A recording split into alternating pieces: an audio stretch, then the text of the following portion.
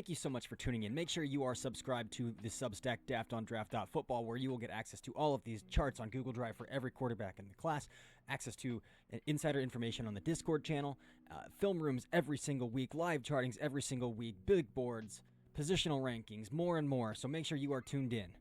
Welcome to the NFL Draft.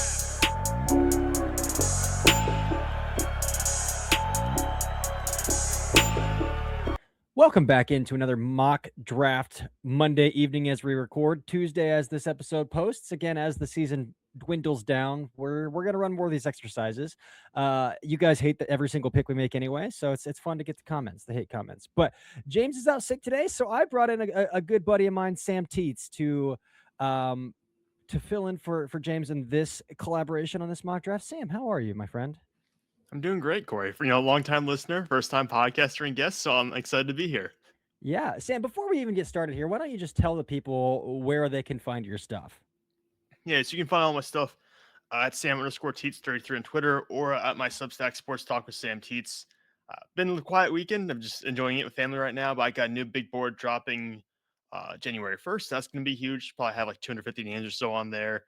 Draft reports are going to start coming out daily, so you want all that content immediately sent to your inbox. Check out Sports Talk with Sam Teets, and it's all free content. There's nothing hit charged right now, so if you're looking for your draft fix, you can go ahead and check it out.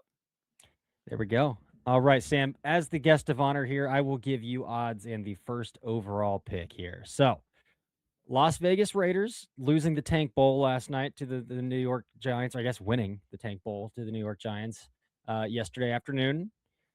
What are we doing here? I think you just gotta go quarterback. There's nothing about the situation that says they're prepared to actually take a quarterback, but I don't see, unless they sell the owner on like a multi-year rebuild, they just get a new head coach, they change things up. I think you kind of just have to go quarterback. I don't see how you can make that fan base endure another year of this without any kind of hope. Fernando Mendoza is my top ranked quarterback, and he will be my selection here for the Raiders. I think Daft on draft favorite Fernando Mendoza. Yeah. Oh yeah, I know you guys have been on him for a long time. I like Dante Moore too. Like I like both these quarterbacks, but to me, Mendoza has shown a little bit more of that it factor when he's pushed to carry a team, and when he's pushed to carry a team in specific game situations, and also in tough matchups overall. So I think I've leaned for Mendoza in the situation. Yeah, dude has been nails under every circumstance that you could ask him to. Anytime they're backed up, anytime it's 3rd and long, anytime there's 2 minutes in the game left. Absolute nails. Even going back to Cal tape, there's a lot of fun Cal tape out there too with him in those situations. All right.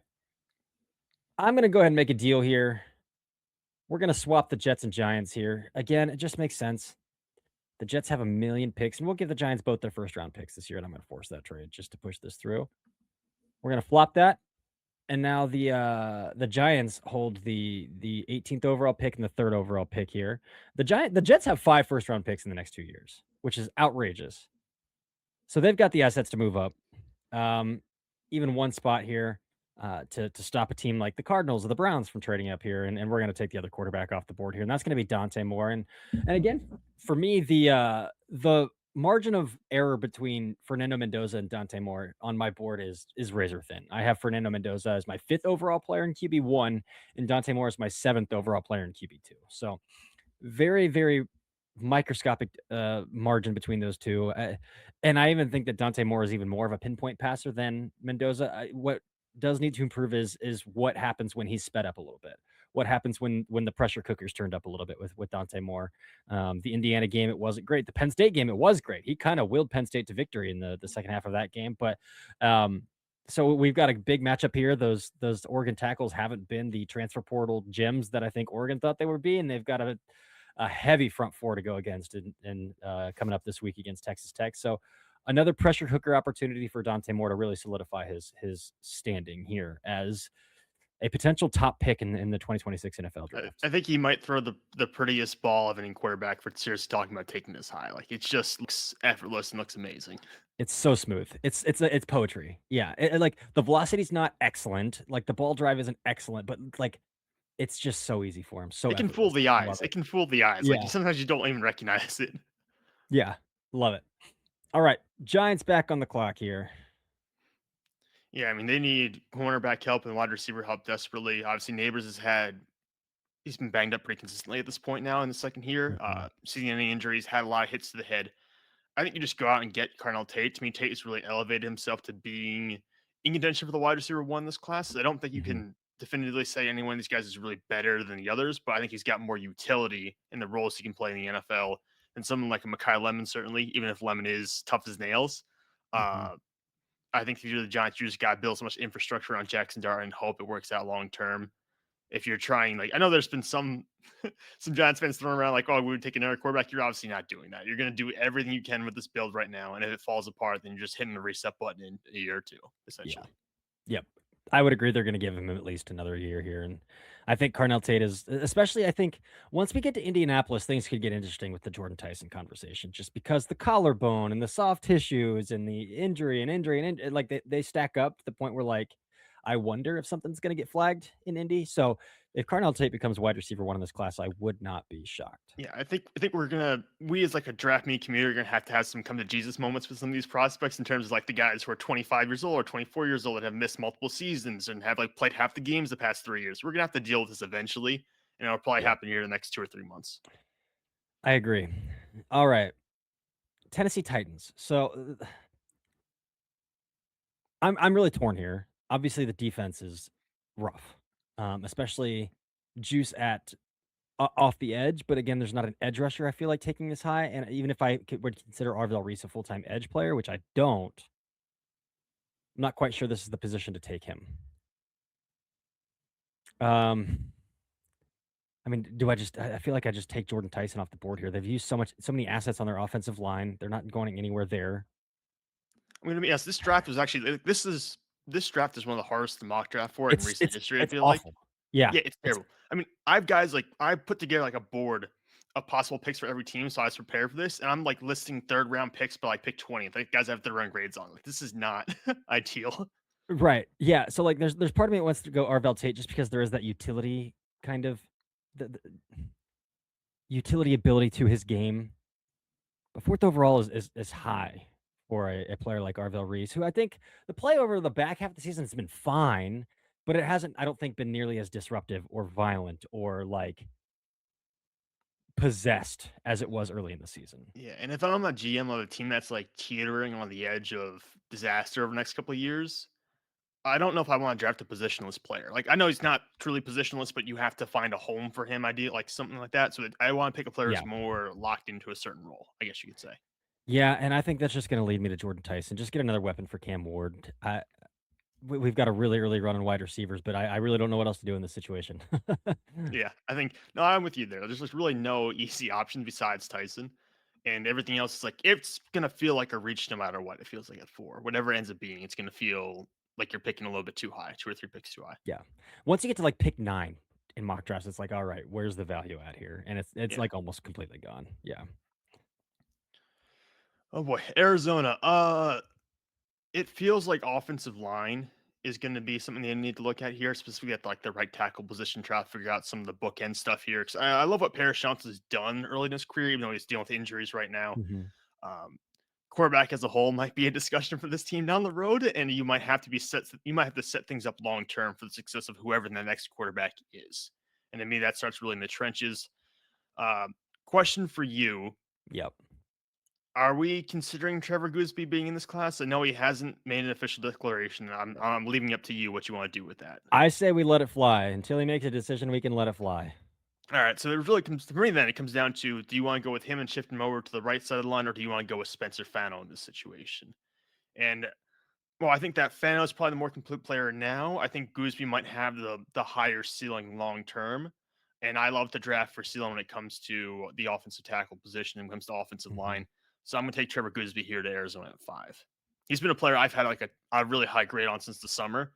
This year was Yeah. not really what I wanted it to be from him, but I think it's still good enough where I can see enough of the highlights to kind of buy in and keep my faith alive. Yeah. I would agree with that. I do think he's probably going back based on what I've heard, but, Yeah. again, he said in a press conference just like yesterday, like, he hasn't made up his mind yet, so this is a nightmare scenario for the Browns. You win a meaningless Week 17 game here where you would have been sitting with a second overall pick if you lose that game. Like, they'd have the number 2 overall pick, and you get Dante Moore. You sit at 6 now, both quarterbacks are off the board, and both top wide receivers are off the board here. Uh, this is brutal territory. For this team, They need to go offensive line, though, I think at this point, and I really don't love drafting Spencer Fano this high. I Like, don't this either. is ideally a trade down territory, but in what right mind is some team trading into the top 5, top 10 of this draft Yeah, the only player with who I would talent say would level? make me worth it is a guy who hasn't played since last year, Jermod Jamal McCoy. McCoy. Yeah, again, if they didn't just land Carson Schwessinger, who looks like the defensive rookie of the year, I would consider Sonny Styles here. Um, I could still consider Sonny Styles and pair the 2 together because I don't know if Jeremiah Owusu-Koramoah is playing another NFL game in his life. Um, but again, like Devin Bush has been playing out of his mind, which is a ridiculous sentence to say out loud. But um, they're not taking a defensive tackle. They just took Mason Graham. I could go Arvell Reese, but again, that still feels high for a guy you probably play at Sam then with that versatility to rush off the edge. I think I'm just gonna go trenches here. Feels high for Spencer Fano. Spencer Fano is my highest graded offensive tackle, razor thin between him and Caleb Lomu. I do like the upside of Lomu more. There's a chance that I really think about this now. 6 is really high for Lomu. I'll just run with the board. Spencer Fano. Or Yeah, we'll my knock thing it. with Fano feels like there's more easier projections fit, I would say, versus Lomo. It's the ceiling's higher, but there's also like I think a greater chance of things just not working out long term for him versus I Fano. agree. Like, there's a part of me that's like his best football's still ahead of him because he has Yeah, put on like 15 pounds of really good weight and he still moves really well. And the grip and the core strength is there, even if like the knee bend necessarily isn't, or if he's never going to be a road grader in the run game. Like, so that's the kind of stuff that like yeah. really makes me want to buy in. But Well, with Fano too, like you can kick him inside. Like he's got the body type where you can play him at guard if you need to, and we know the Browns are going to need some guard help here eventually. So yeah, I think no matter what, you're getting a starting offensive lineman. That's what matters. right. Yeah. Just land the plane here. Land the plane. Yeah. Okay, Washington at 7. All right. Well, there's a lot on the board they could do here. They're one of these teams that followed the Houston thing where they bought in, they tried to sign all these veteran players, and it just didn't happen for them in year Mhm. 2. I think this is a really good situation for them because Jeremiah Love, Micaiah Lemon, Arvell Reese, one of the edge rushers, Jerome McCoy. I think they're all on the board here for this team. They all would fill immediate needs. Uh, I think I'm going to lean towards Micaiah Lemon here. This feels like too aggressive for Mhm. the wide receiver run and what will happen in real time. But Right. if you're Washington, you can get a guy like Micaiah Lemon. I think that there's a big drop of him migrating from wide receiver 3 to wide receiver 4 in this class. There's going to be some good corners on day 2. Yeah. And I think you can There get are. some quality edge rushers who can rotate in on day 2 and day 3. So to me, I think you go for the premier position here at wide receiver, and a player is like the final. I won't say blue chip, but close to blue chip player of this position grouping. Yep, and that takes us to the Saints here, man. And geez, it looks like I mean they Tyler Shuck has absolutely bought himself another year. That's Oh happening. yeah, Where they go from here is extremely ugly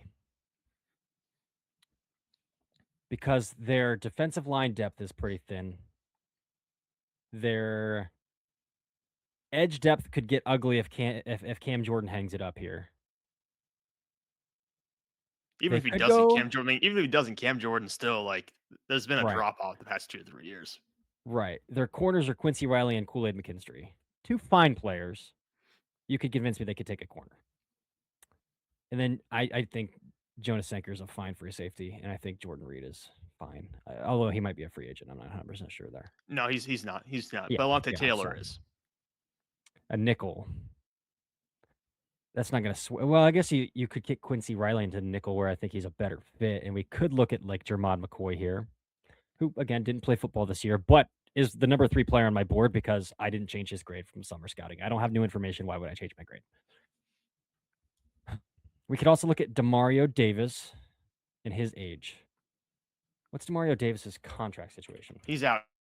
He's a free agent this year after the So, season. I will say, like he does that feel like a 1 or 2 year deal, maybe to bring him back. I don't know, like maybe a vet yeah, deal would come back again. 13 into year 14. He does kinda feel like a Saints lifer based on his career rejuvenation after coming to New Orleans. But 36. Yeah, you're right. Teams re-sign linebackers more than they draft them. Plus, they just drafted. I don't mean I wasn't huge on Danny Stutzman last year, but Let's go. Jeez. I like Pete Werner. I don't know if they like Pete Werner. Man, there's no wide receiver to take. That's where I would naturally go. Like, I probably would have taken Mekhi Lemon here.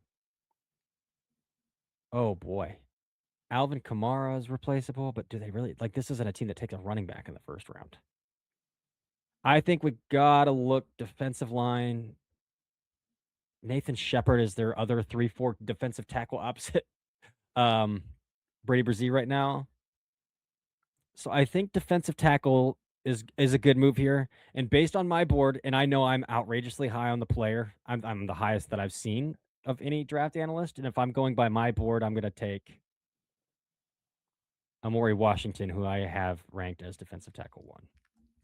All right, that is going to shake things up. That actually helps me out long term, though, probably for some of the guys I'm going to take in the back half of the draft. So I appreciate you making the move. You're welcome. Pushes down some guys I'm going to need here later in the draft. So I appreciate that. I just think that especially like the Washington and USC games, the last 2 games that Amori Washington's played before the JMU tape are some of the most destructive tapes that I've seen all season. Like the Washington tape is just like a bloodbath, an Amori Washington bloodbath. So I'm really high on the player, ungodly explosive, heavy-handed. I'm buying in. Yeah, I mean, the flashing moments are fantastic for him. I think I've wanted more consistency from him, but like you mentioned, the tape down the stretch has been kind of what we were hoping for all Yeah. along. So Yeah. he's got more chances to prove it too here in the playoff. Number 9, the Chiefs. So I've done a ton of Chiefs mock drafting because I do some writing for Chiefs Wire. So I've been Yeah. through this over and over again. The pick just keeps getting higher. Uh, Looking at the board, though, I think I personally really wish there would be more receiving talent available for them because, Mhm. I mean, they've invested in receivers and they just still need help there desperately with Marquise Brown, Tyquan Thornton, Juju Smith-Schuster, all free agents, and Rasheed Rice probably being out the door in another year or two. Uh, Yeah, it's it's a just the rough receiving outlook. talent. Yeah, it's terrible right now for there. But looking at the board right now, Peter Woods, any of the edge rushers, Mansour Delane, Caleb Downs, all on the board. This is a tricky situation. I do think they would like to add some talent on defense line. They tried to this past year. They took guys thinking like the third and fourth rounds on defensive front. They didn't get a ton of reps this year, unfortunately. Mhm. I'm gonna actually pivot here. I'm gonna go Mansour Delane. Maybe it's gonna be a little bit early for him in terms of where his testing data is gonna put him. But in terms of pure tape this year, I think maybe the best with any cornerback in this class. And I do think that long term, with Jalen Watson hitting for agency, he's been a very cheap contract for them. They're probably not going to re-sign him to the huge deal. I think you just need to churn the cornerback room a little bit here and give Trent McDuffie more reps in the slot next year. Please give him a little more nickel reps. He was really good there. That's probably his best position in the NFL long term. They got him playing on the outside because they need cornerback help. And I think this is going to hopefully solidify their secondary a little bit. I love it. All right. This is a really easy pick for the Bengals because my top player in the class is still on the board, and the Bengals need to just put a dude in the middle of their defense. Just put a bona fide dude. I know they drafted Tyrese Knight or Demetrius Knight. I'm sorry, Demetrius Knight in the second round last year. I don't care. I don't care. I'm drafting Sonny Styles to the Bengals here. I love Sonny Styles. To the point where like the more Sonny Styles tape that I watch, it's like how do I not put a blue chip grade on this guy? Because I don't like everything that I could perceive as a weakness is like not anymore from summer scouting to now. Like he's an unbelievable tackler. He punches blocks at a high level. He like form tackles the best of any linebacker I've seen in this class outside of nope. I'm going to say he probably form tackles the best. And then he's an A+ athlete. Like it's hard to poke a hole in the game that he's put on tape this year. So Sonny Styles to the Bengals. Every year, there's a couple guys who take a massive leap forward. To me, Sonny Styles is one of those guys this year. Like I watched the tape last year and there's all the hype around him last year because of the athlete he is, but I thought the film was kind of slow in terms of like the mental processing where he was kind of having some inconsistent run fits. And you put it on this year, and it's as close to flawless as you can get. Hmm. Uh, you kind of screw me here though, because I had him penciled in for like half a dozen other teams down the board. I feel like a couple weeks ago, maybe like a month ago, I was like, oh, Dallas, wherever Dallas picks, they'll just take Sonny Styles. Now he's not even getting anywhere near close to that on the No. board.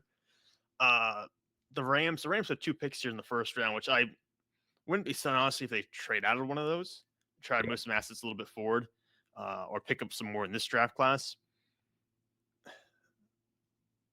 So offensive tackle, I mean, they've been banged up there a lot in the past couple of years. Yeah. Obviously, the left tackle's not playing tonight, and that showed up pretty big in the game against Atlanta. Um, Rob Havenstein, who has been fantastic for them across the course of his career, he's a free agent. He's getting older. I think you have to start considering what you do at tackle there. Most of my top guys are off the board already for this team.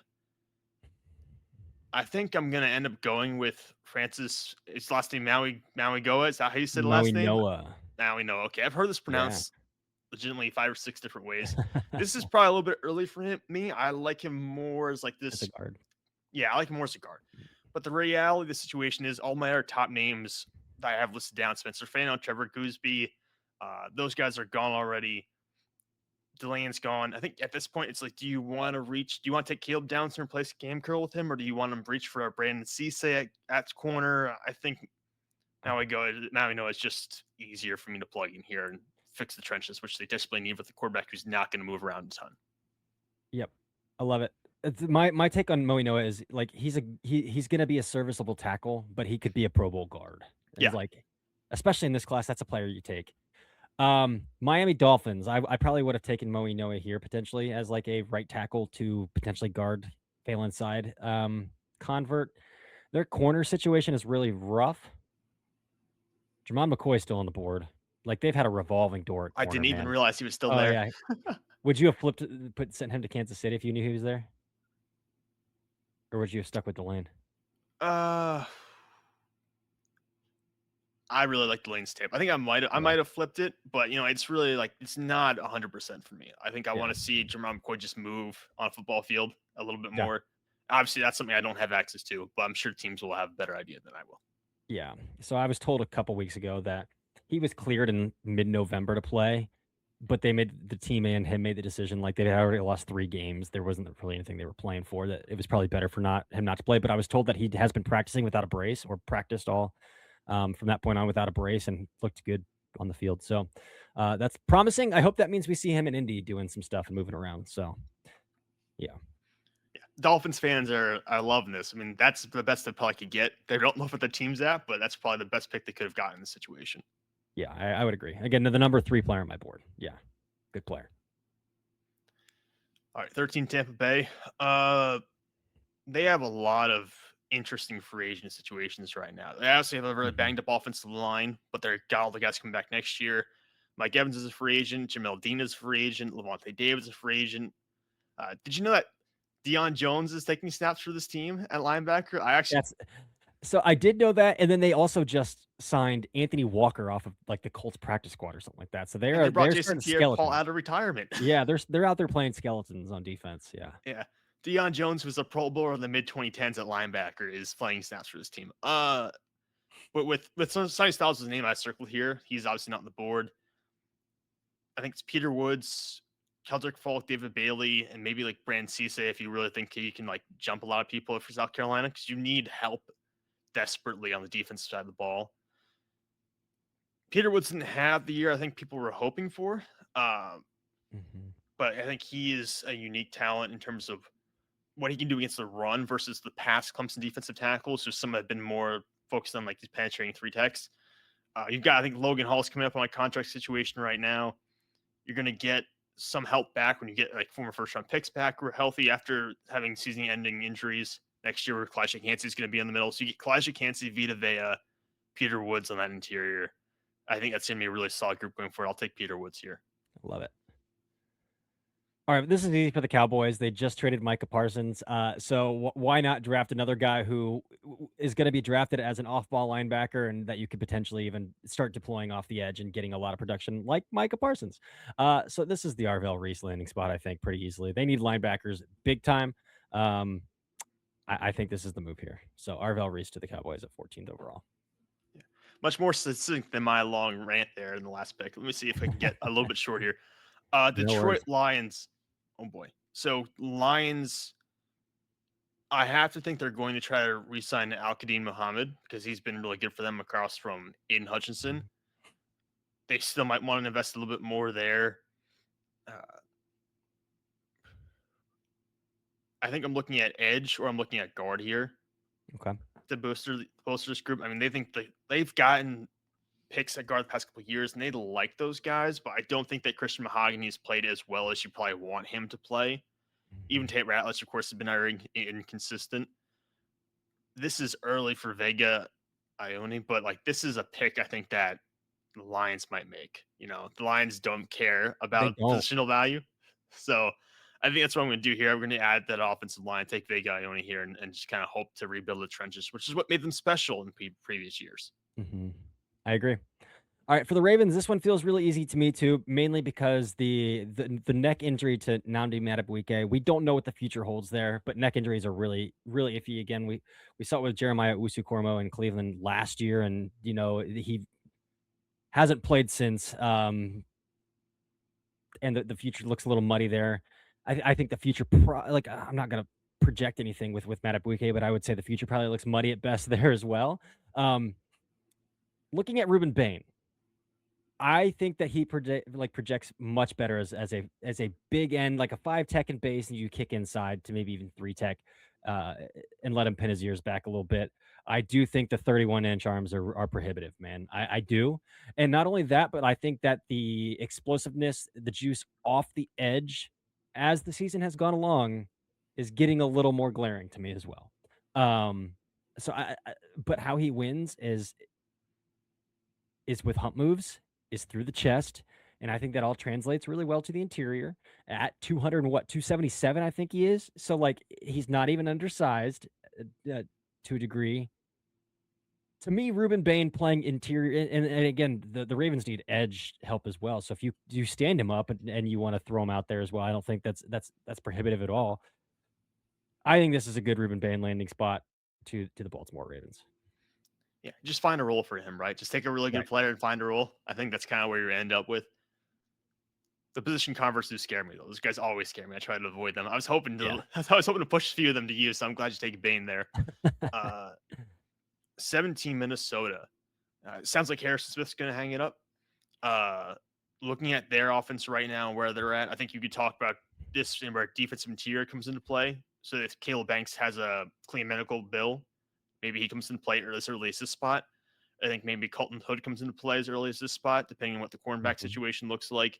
But I'm just going to go ahead and give him Caleb Downs and try to Yeah. replace a bit what you could lose with Harrison Smith probably retiring here at the end. And you just got to hope that you're healthier up front next year because the offensive line being banged up has totally wrecked this season. Hope Jamie McCarthy takes a step forward. Hope the line is a little bit healthier.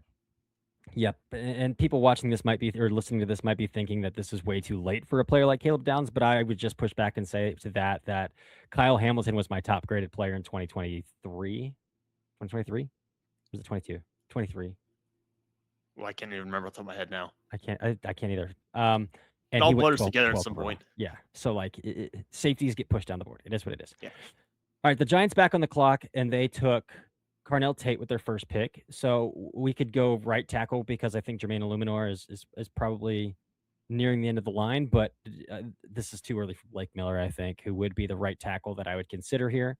I I detest telling tackles to kick the other with the other foot. I hate it. So like if I can avoid it, I'm avoiding it. Um, and I think that's too early for Blake Miller at right tackle. Leads me back to corner. Deontay Banks just returned a kick for a touchdown last week, but in terms of his corner play, I think it could be a little bit better here. And so if I'm going based on my board, my top graded corner on the board right now would be Colton Hood. So I'm gonna send him Colton Hood. Were you sweating bullets that I might take Colton Hood with the Minnesota Vikings pick? No, because I could have pivoted, but I love Colton Hood. I know like I've talked to some scouts who aren't as high on him in the league, but like I will take the chance on the level of physicality and the athlete that he is. Like I'm gonna take that I'm gonna take that chance. Brings up the Panthers. I think the Panthers are a really weird spot 'cause it feels like they could go almost anywhere. Like Mhm. they have a fairly solid foundation of a team. They don't have a ton of guys come up for contract. They have to re-sign some interior players, but they're actually in a pretty good spot, minus the ups and downs of Bryce Young and being kind of a prisoner to what his play will be week to week. I still think that you need to have a little bit more help from that wide receiver. I know that they probably will bring back Jalen Coker, but I think if Casey Concepcion's floating out there And this is probably early for him, but I look at the other potential selections here, and I think that you won't get his player as impactful, especially Casey Concepcion could be for your offense, considering the level of twitch and creativity he brings to it. You pair him out with Tet, and it's just I think a much more complete wide receiver room than what they currently have. All right. 3 years in a row with the first round wide receiver for the Carolina Panthers. Let's It's going to roll. work eventually.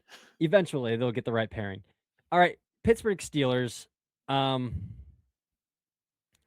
I wouldn't do it, but I think that Ty Simpson's decision to declare is kind of pigeonholed for him. Alabama's got Keelan Russell on the bench last year, and if Ty Simpson says, I'm not going to declare, I have a hard time thinking that Bama's going to tell him that they're going to sit Keelan Russell on the bench another year. Like that's just me. He's from Tennessee. Tennessee needs a quarterback. There's a chance he could transfer, but there's also part of it that says this guy sat on the bench for 3 years. Why would he leave Bama now? Like he could have left any other time. So he kind of feels like a Bama lifer. So I think his decision to declare is kind of pigeonholed for him, even if I think the tape, since really the Missouri game has been a little lackluster, especially the ball placement and accuracy from Ty Simpson. And I think some team's going to take him in the first round. The Pittsburgh Steelers, I think they refuse to close a window for whatever reason, and they will do what it takes to keep that window open. They could sign a free agent quarterback like Kyler Murray or Malik Willis or something like that. In this scenario, we're going to send Ty Simpson to the Pittsburgh Steelers with the 20th overall pick here. I'm a Pittsburgh Steelers fan, by the way. Yeah. I love Ty Simpson earlier in the year. I detest this decision right now. Yeah. I don't feel great about it. I would sprint into Caleb Lone card so quickly. Yeah. But Broderick era has been rough for sure. Oh, it's been terrible. Yeah. It's been tough. But yeah, Pittsburgh taking Ty Simpson in the 20s after the Kenny Pickett whole experience. He's obviously better than Kenny Pickett, but at the same time, I think this will bring us some scar tissue for some fans for sure. Yeah, I could see that happening. Definitely. All right, Dallas picking at 21. They took Arvil Reese the first time around, I believe, right? You took Arvil Reese at 14? I did. Oh boy, my board's not looking very good here. So the list of names I put down for Dallas was like Casey Concepcion, Ruben Bain, Sonny Styles, Colton Hood. You took a lot of those guys off the board for me now. Do we feel bad that Jeremiah Love is still on the board here at 21? Actually, you know what? I'm glad you put that out because it wasn't one of the names I mentioned. I thought he would be gone by this point. And looking at, they do have Javonte Williams hitting free agency. This is a team that does value some of the old-fashionedness of the run play and like having the great offensive line. It's not where it wants to be right now, but it's certainly got a lot of young players and can get there. I think the move for them this summer is you probably draft another playmaker in the backfield somewhere along the line, and you try to re-sign George Pickens for everything you can. Yeah. So I would agree. Like Jeremiah Love at this point, and looking at the teams that are coming up, I don't want him to fall into like the late 20s. Just wouldn't make sense really. So I'll take Jeremiah Love here at 21 to Dallas. Yeah, if I would have thought about it, I like the Colton Hood pick to the Giants, but I'm probably thinking about John Mara and how unbelievably sunk he was to lose Saquon. That would have been probably the pick there for the Giants I should have made. But all right, the Los Angeles Chargers. Alex Casson, I'm listening to you, and I know that you think that a guard is a non-negotiable. An interior offensive lineman is a non-negotiable for the Chargers. How I address that is an interesting case study here, because I think this would be a Vegas slot who went 15th overall. Yeah. Are we going to get in reality, guards? He probably will be closer to being available here than he is in this moment. But if I'm going based on my board and going strictly off of that, there's not a great offensive tackle that I feel like. I mean, I think Proctor would be a better guard than a tackle just because I don't think he has any fluidity in his hips to redirect or recover. But if we're going guard, man, I don't feel great about guard here. I'm going to do it, though. If we're going guard and we're going my top graded guard left, it would be Chase Bazantis, whose PFF grade is whack. That's whack. I think Chase Bazantis is perhaps the best pure pass protector in the class of any offensive lineman. His hands are special, in my opinion. His base is fantastic. Maybe a little bit of tightness in his ability to redirect and recover. I can't do Bazantis at 22. So let's think here. Okay. Tuli Tuipuotu, God bless my pronunciation there, is awesome. What would you do here? Like, there's part of me that's Yeah, leaning I'll Caleb help you out Banks. a little bit. When I'm looking at this right now, I think that I would look at edge. Uh, I would look at maybe adding some wide receiver help as well. Potentially, like I know Mhm. you've got some breakouts this year, but it's been a little bit inconsistent. Um, I really wish Chris Bell didn't tear his ACL. I know, I love Uh, Chris Bell. have you considered like potentially? I don't even know if they would just like Dylan Thieneman potentially getting up in this range if he finishes strong to the year. Oh, Like, safety this early. yeah, I know it's a little bit weird, but this is a good safety class. And looking at what the Chargers are working with right now, I do think you could solidify that secondary a bit. You got Elijah Molden and RJ Mickens taking snaps for you right now. Tony Jefferson's Mhm. still on this team, so the secondary is a little bit banged up there. Uh, and they don't have anyone who's like on IR who's playing safety, so they don't have elite depth there right now. They've got Bud Dupree of Dafe Owe, Tuli, I'm not going to say the last name, and Khalil Mack playing edge. So you could maybe go for an upgrade there and say, okay, we're going to rotate Mack here kind of into the sunset of his career. Yeah. Yeah, I think looking at their defensive line, both edge with Khalil Mack, Bud Dupree, you could get some reps at big end, or you could kick inside here, and we're looking at, like, their 3 techs being Deshaun Hand, Justin Ogbongbay. I think this is a pretty solid Keldrick Falk slot. I think this is a decent Keldrick Falk slot, to get that little defensive line versatility. A pretty similar player to, like, Tupioti, in terms of, like, that kinda bigger edge rusher off the edge as well, so we'll go Keldrick Falk. You I know, don't feel Harbaugh great will about it. love the size and physicality too. Yeah. All right, Eagles at 23. This is always an interesting pick to make for Philly fans. I think they've Philly fans are never happy about what pick you no, pick them for here. no, Guard, they're wide not receiver, going to edge be. rusher, you can't pick right here. Their entire tight end room is changing out basically this summer. They've been losing Dallas Goddard, Grant Calcaterra, and Kylan Granson, so they're going to have a need there. Offensive line is getting pretty old for this unit. I don't think any of the guys that I would really would want to fit the scheme are going to be available. Like Loma's a good player. Mhm. I don't think Loma fits what they're going to be looking for in terms of the ass kickers they have up front in the run game. Yeah. Uh, so I think I'm going to pass on him for now. I've got to assume they're going to re-sign Jalen Phillips this summer. I don't think they traded for him just to let him go after a couple of games. Nakobe Dean they'll probably let walk, but that's fine. They took a linebacker last year. They will not draft. The issue is like they will not draft a tight end or a safety this high, and Mm-mm. that's kind of like the two positions I feel they actually need to take. Right. Uh, this is going to be early, probably compared to his testing numbers, but my top-rated corner left available is Keith Abney, who I know you like to some extent. I don't know if you like him this Mhm. high, but I do think regardless of actually, Terrell would be my top yeah, graded corner Terrell. in my That's opinion. actually that's right. I've got a mistake here. I've got Terrell with a late first round grade. Both him and Brandon Cisse from South Carolina are the two on the board who I consider right now. Cisse is very inconsistent, but at the same time, like the physical tools are nuts. I think with given what Philadelphia likes to value as a team, I think I'm going to take Brandon Cisse here. I think he's like in the 70s Mhm. for PFF, if I recall. He's going to be. Oh no, he's not. This is 35, 30s. 34.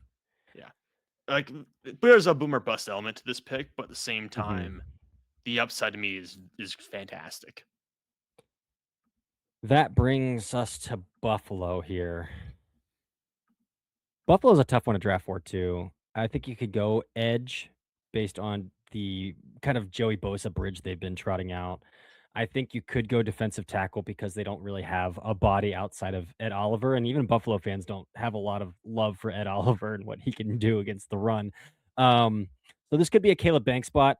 I'm leaning towards Caleb Banks because even Caleb Banks is another one of those players who kicks out to 5 tech all the time and gives you big end reps as well. So you can get a lot of versatility. You can kick him out even on like early downs, even not early downs, and get some reps out of him out there. They just drafted Max Hairston. This has linebackers in need, unless they plan to part with Matt Milano. I think him and Bernard are fine. Um, Milano is a free agent, by the way. yeah, but I don't see him going anywhere. Yeah, they're probably bringing him back, and they've drafted like a bunch of these guys in the third, fourth round the past couple of years. Right. So like if I were taking a linebacker, I'd take Josiah Trotter here, but I still think 24 might be I mean, based on my board, that's not too early, but some like edge or defensive tackle. And if we're going value on the board, it's going to be Caleb Banks. David Bailey is ungodly explosive as a pass rusher. I still struggle with both him and Howell in this regard about putting them on the field in early downs, at Yeah. least early in their career. I So that leads me back to Caleb Banks, and I think Banks is gonna be my move here. Yeah, I think you've got to do something about the defensive line for them. I think you got to do something about the secondary eventually, and you've got to re-sign one of the free agent offensive linemen you're dealing with because I think they have McGovern and David Edwards are both free agents this summer. Yeah. Chicago at 20, Chicago 25 is a tough team to pick for because they have a lot of what they need. It feels like the rosters come together pretty well at this point. Mhm. But looking at what they could improve on, you still worry a little bit about left tackle. This could be Loma's got to come off the board at some point, right? I'm not forgetting anyone Yeah. here. No, Braxton But they Jones did is just free draft agent. Ozzie Trapilo in the second round last year, so are they punting on a second round pick this early to go Yeah, I tackle again know, this but year? do you let good be the enemy of great in the I mean, that's situation fair. I potentially? mean, I never like I don't believe in sunk cost fallacy. Well, I do believe in the sunk cost fallacy or whatever. The sunk cost fallacy is a thing. Like if you don't let good get in the way of great or even okay get in the way. Or even the fact that you spent a big asset on a guy keep you from upgrading them. Yeah. I mean, the two guys I'm looking at really here would be him or maybe like Caden McDonald for the interior. Mm, Obviously, nose tackles round one to me never sit well. I didn't like it when Detroit did it last year. Caden McDonald is better than the nose tackles name who they took last year's names now slipping my mind. I had like a third round on him. Tyleik Williams. Yeah, I didn't love Tyleek, Yeah. but I think Caden McDonald is better. If Caleb Banks is here, I feel better about that pick. I would prefer to go Lomo with the available guys. So All I'll take right. Lomo here. Let's solidify that offensive line. All right. The Houston Texans, man. They're an odd team. Offensive line feels like the obvious pick. But Texans fans got mad at me when I mocked him a left tackle because they said Ursay's been fine and that Titus Howard is fine at right tackle. So guard Tyus Howard's a better also, guard, I think, than tackle, I think honestly. so too. At some point, they got to play Blake Fisher, though, right? They got to see if they No, have Blake Fisher. no, they don't. They don't have to play like Fisher. That's fair. Will Anderson, Daniel Hunter, they're set there. Their defensive tackle rotation is all like old dudes and Tommy Yeah. Togiai, but like they're really valuable rotational dudes who get the job done. To O has been awesome for them down the stretch here, and Aziz Al-Shaair has had an unbelievable year. Some of the free agents they have this year, Trent Brown and Ed Ingram on the offensive line are free agents. And then on the defensive line, Sheldon Rankins, Tim Selton, Nico Autry, all free agents. I feel like this would be a decent range to take a running back, but again, there isn't a running back 2 in this class. I'm convinced there's no running back 2. It's just I think my RB2 is in the 70s, I want to say. I haven't had another running back that I have over a 5th round grade on or 4th round grade on. I think it's like Emmett Johnson right now, but Yeah, like Emmett Johnson's a 3 for me. um I think they go guard, but again, I don't love going guard here. I don't love any of the moves here. You're pretty good at receiver after doubling up on the Iowa State guys last year. Oh, man. Some of the names I have written down would be like and they're never gonna be like great fit for like in terms of where you take them, but it's Kaden McDonald, Blake Miller, Emmanuel Pregnon. This would have been like an Amari Washington spot for me, but I know you took him Yeah. a lot earlier. Josiah Trotter is listed here, but I don't think they really need them that badly. Yeah, currently their nose tackle's Tommy Togiai, who has been surprisingly good for them. Um, which is shocking to me as a Browns fan. Let's just go BPA. Good teams stay decent by taking the best player available. But for me, that would be a corner, and they don't need a corner. It would be dumb for them to take a corner this early with Lassiter and Stingley. So that doesn't fit. Oh my gosh, dude. They're You not know making what? it easy on you. No, let's spice it up. Let me Google one thing here real fast. Yeah. Texans fans are It probably feels gonna like it's hate funny this that the pick, best but values here are like edge and corner, and they don't need either of those. yeah, Texans fans might hate me for this pick. I'm gonna check one thing here real fast. Yep. Dalton Schultz is a free agent. And is that a player you bring back? No, he has one more year left. He's got one more year left. I was thinking Kenyon Sadiq potentially here, but we're not going to do that. Oh, jeez, OP. Okay, whatever. Cade McDonald. We'll go Cade McDonald. Get a nose tackle. Yeah. There we I go. mean, you know that for that defense, they'll love that. D'Amico would love that. Yeah, Yeah, D'Amico would he's love gonna Cade love it. So I think I can understand that pick, and that's not gonna be fans might push back against that, but just watch him play. Like just watch him Yeah. play. You'll be fine with it long Can't term. move the dude. Can't move the dude. Yeah. No. Rams back The on the clock. Rams. Who do we give Rams to give an offensive tackle? I want to say I CC took a Moinoa. Yep. okay. Looking at the board now, there's a bunch of corners left available. Yeah, Terrell. I think it's just you run the card in with Terrell. It's like him, Thieneman, and maybe one of the other corners you want to do it. I don't know, but I think I'd probably just go Terrell here and fix that secondary a little bit because they've got a lot of question marks there, and they've got a lot of free agents: Cam Curl, Roger McCreary, Quentin Lake, Jacoby Durant, Akilla Witherspoon, all free agents. Yep. Oh yeah, that corner room's awful. It's just Yeah. like it's a bunch of random guys. All right, brings the Browns back on the clock here. I got both the Browns picks. That's fun. They took Spencer Fano first round, 6th overall here. Wide receiver is the other big need here. The issue is I'm not touching any of these receivers with the first round pick. I would have taken Chris Bell in a heartbeat here. Torn ACL in late November means he's probably on like a October timeframe to come back. Yeah. Start on the pup rough. list, maybe. Yeah. There's some love for Denzel Boston out there. I think Denzel Boston's fine. I think there's a lot of the same Keon Coleman traps that I fell into with Keon Coleman here with Denzel Boston too. I think he's a little stiff coming out of breaks. A lot of his catches vertically are contested. A little more wiggle than Coleman, I would say, but there's a lot here that would scare me from Denzel Boston at 28. But I do think they need a pass catcher. They just hit on Harold Fannin, but Harold Fannin is definitely more of a flex tight end too, who you can isolate in the slot, who again as an H back off the line of scrimmage a little bit. He's not going to be in line as a blocker. This is about the same range they took David Njoku in 2017. And Andrew Berry was on that staff that took David Njoku in 2017. And Kenyon Sadiq can block. Do not be fooled. Kenyon Sadiq can block. And so I think this is a guy that you could throw in line as a David Njoku replacement who is a free agent. Again, I think the best move forward is to re-sign Njoku as your other tight end here. But let's play the cards a little bit and say they don't re-sign Njoku. I think a 12 personnel set with Kenyon Sadiq and Harold Fannin Jr. would rule. Like that would rule. And so we're gonna roll with Kenyon Sadiq here to the Cleveland Browns at 28. Patrick Queen's worst nightmare, seeing those two guys Yes. line up Again, Kenyon Sadiq is an ass kicker as a blocker. So like, yeah, it's fine to me to have like, even though he spends a lot of time in the slot and also H'd off, like in line, kind of off the line of scrimmage a little bit. I think it works. I think you can make this work. yeah, they'll figure it out. Yeah. You creative with. You see Pittsburgh's running like 3 tight end sets all the time. Yeah, now, exactly. Like, you figure it out eventually.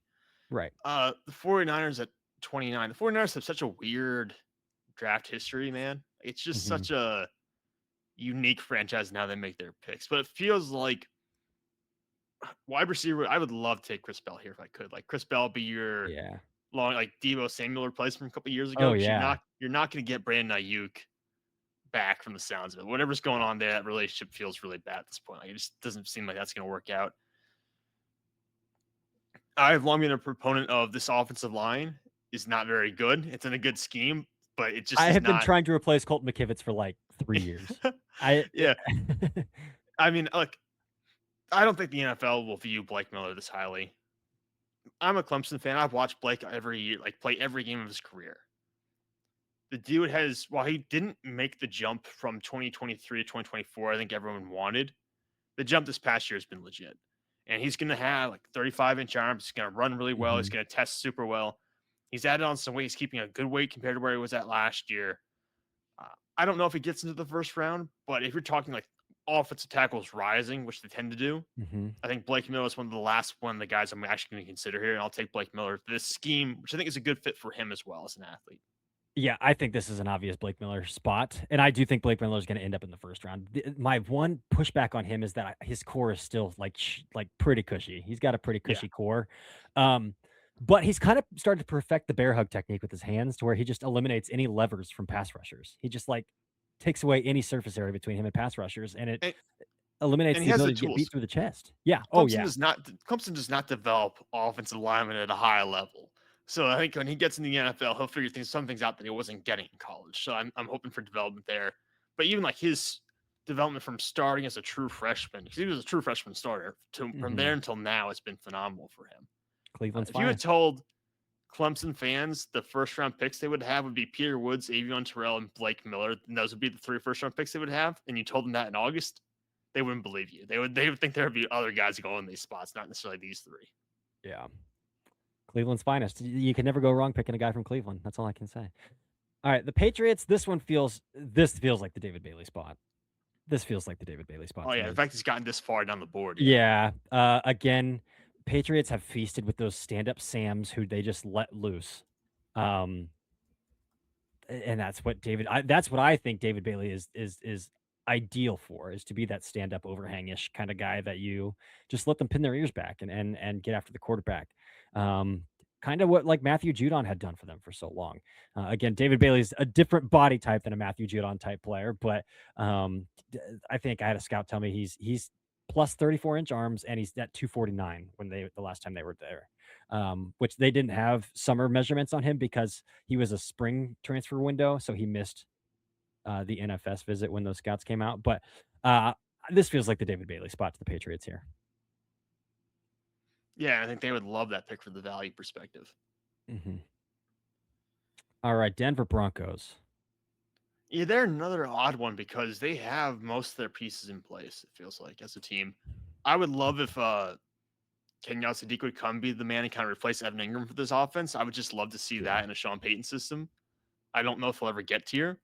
I did cross my mind that maybe we just throw Jamar Johnson out there, but I think he's probably I going back to love school. Jamar Johnson. I think so Yeah, too, but I love Jamar yeah, Johnson. I love him. I don't think he's going to be in this draft class though, so I wouldn't bet on it.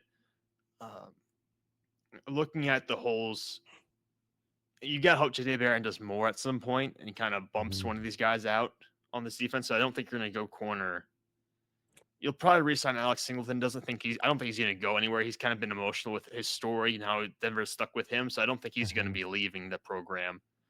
But with Greenlaw, are they kind of fed up with everything Greenlaw brings? Maybe. I like Josiah Trotter a lot. To me, it's I like do there's too. a lot of day 2 guys here. Like to me, I got day 2 grade on Josiah Trotter. I've got day 2s on like Christian Miller and Lee Hunter. I've got day 2s on Basantis. These guys who I could see going to this team, but maybe not like back in the first round. That's kind of the confusing part. I'll take Dylan Thieneman here to replace PJ Locke. All right.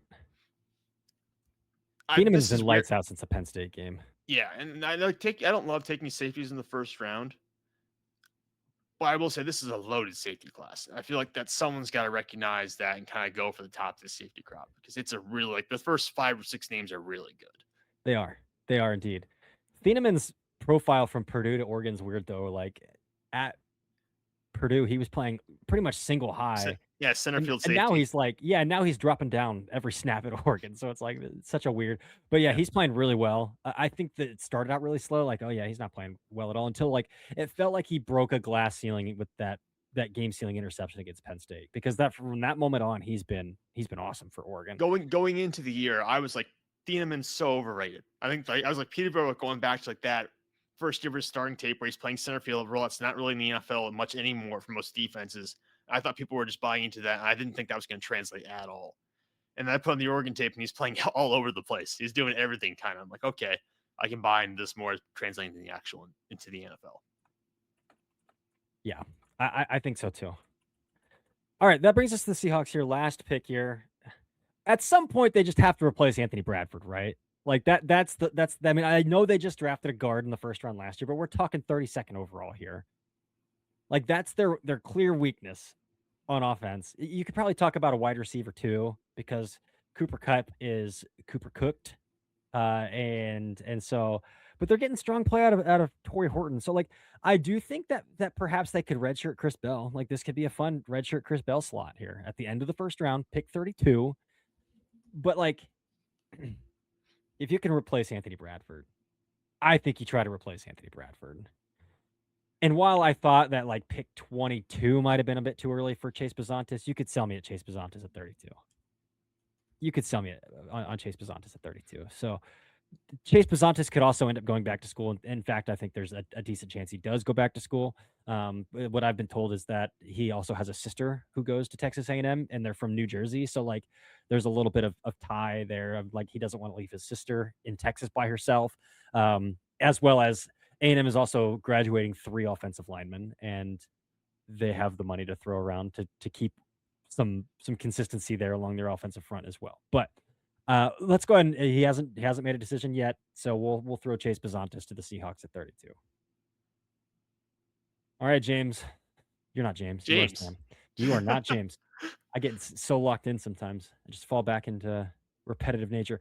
What James and I do with these mock drafts here, Sam, at the end of every one is we take turns and we say what is our favorite fit here, player to team fit. So I'll let you bat lead off here. What are like 2 of your favorite fits here? Yeah, just looking through the picks right now. I love Kidney McDonald to the Houston Texans. I don't know if like the value wise fits, but the personality and play style fits, and it's a definite need. So I Mhm. love that selection there. And I do like Brandon Cisse going to the Eagles at 23. I just think that fits what they need. They Mhm. need some kind of explosiveness. They need to replace and turn some of that cornerback room, and they have now 2 young corners on the outside. I think there's gonna be some growing pains certainly in the NFL, but you gotta kind of take that sometimes. I really like that fit for Philadelphia. Yeah, I do too. For me, it's going to start with Sonny Styles to the Bengals at 10. The Cincinnati always drafts Ohio State players, and it's because they don't have to burn top 30 visits on them. They're really, really familiar with players who play an hour and 15 minutes up the road from them. So I love that fit, especially the Logan Wilson kind of deep spike in play and subsequent trade to the Cowboys. I think that leaves a hole there at Mike, and you can make it work with both him and Knight. And again, Knight's not stopping me from drafting Sonny Styles. So that's a good one for me that I really do enjoy. Um, Blake Miller to the Niners is such a good one too. I really do think that even Blake Miller's like I think in the 40s on my board just because I struggle with offensive tackles who don't have a good core. Um, but I do think the athletic traits are going to bump him into the first round, especially in a class like this. I think we'll talk about Blake Miller as a top 32 player, so that's a good fit. And then I've done this before. Like this is the second time I've drafted Kenyon Sadiq to the Browns. But the more that I think about it, like, he's their style of player. Like, especially if they don't re-sign David Njoku, I think this is very much in play late first round for them, if he's on the board. So, they need pass catchers, they need playmakers big time on the offensive side of the board side of the ball.